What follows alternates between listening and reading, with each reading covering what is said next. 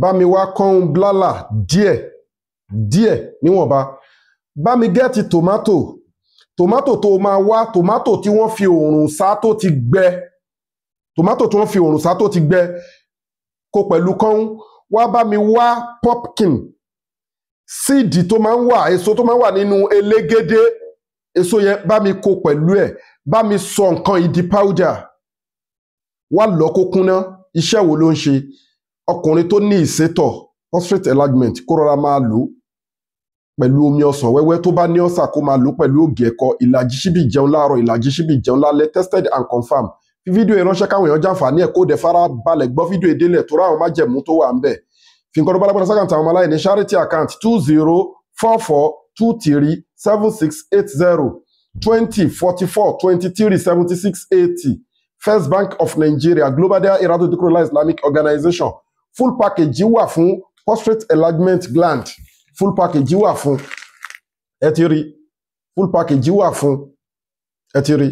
Ṣùgbọ́n fún àwọn èèyàn míì tí wọ́n lágbára láti lè ra product wa láti lè lọ fún package treatment wa la fi máa ń fi àwọn ìdánilẹ́kọ̀ọ́ tó dẹ̀ jójúlówó tó ń ṣiṣẹ́ sílẹ̀ lọ try yẹn. Ṣùgbọ́n tó bá fẹ́ jáde tó ń sọ pé nínú ìsétọ̀ náà ni pé kíyàn máa tọ̀ kó máa rẹ́jẹ̀ nínú tọ̀ ẹ̀. Ó ti ń di gallbladder versus kidney. Kíyàn máa tọ̀ kó tọ̀ tán kó dàbí pé tọ̀ sì ṣẹ́kù sínú. Kíyàn máa tọ̀ kí tọ̀ má ní pressure kó máa ṣe fìfìfì. Ẹ ti understand? So gbogbo àwọn nǹkan bẹ́ẹ̀ yẹn ló ń ṣiṣẹ́ fún prostate enlargement. Mo dẹ̀ sọ fún yín pé ìsétọ̀ urinary tract infection family kan náà ni gbogbo àwọn nǹkan tá ń kà sílẹ̀ ṣùgbọ́n Yorùbá kọ̀ pé ìsétọ̀, you understand? Prostate enlargement nǹkan tó large ni nǹkan tó lọ far ni tó dẹ̀ lóríṣiríṣi symptoms. Tó bá fẹ́ treat ẹ̀ o máa láwọn combination la fi máa ń gbé àwọn full package sílẹ̀. Wàá lo ilé báyìí, wàá lo ilé báyìí, wàá lo ilé báyìí, wàá lo ilé báyìí. Irú ilé yẹn sì báyìí full package ẹ̀ ní nǹkan mẹ́tẹ̀ẹ̀ta tẹ́ rí lọ́wọ́ wa yìí. Ẹ ti rí nsìn.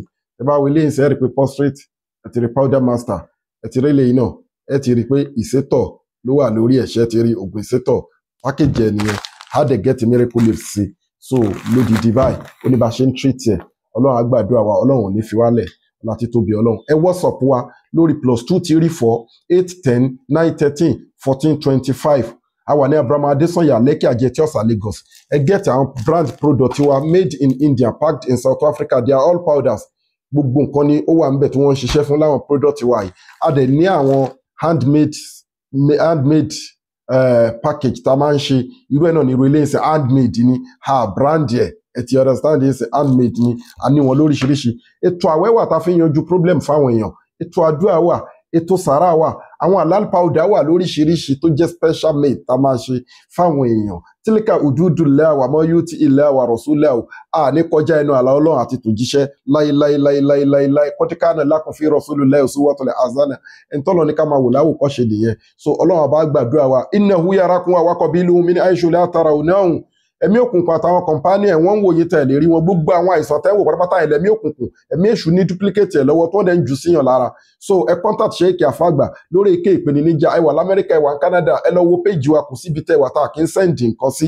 Customer ló máa sanwó delivery. À ń lo DHL, a dẹ̀ ń lo GIG logistics. Àdúrà wa gba àrùbá ti ṣe àárọ̀ náà gbégbà. Ètò Al-Qur'ani wà lóríṣiríṣi tó ẹ̀ pọ̀ ń tú lọ́rọ̀ èèyàn gbà. Gbogbo nǹkan tó bá ń fẹ́ láti bọ́ lọ́wọ́ ẹ̀mí òkùnkùn, láti bọ́ nínú àárẹ̀, láti bọ́ nínú ìdààmú. Contact Global Dahiratu Dhikrlahi Health and Spiritual Department. Inna lizzata lillahi jami'a.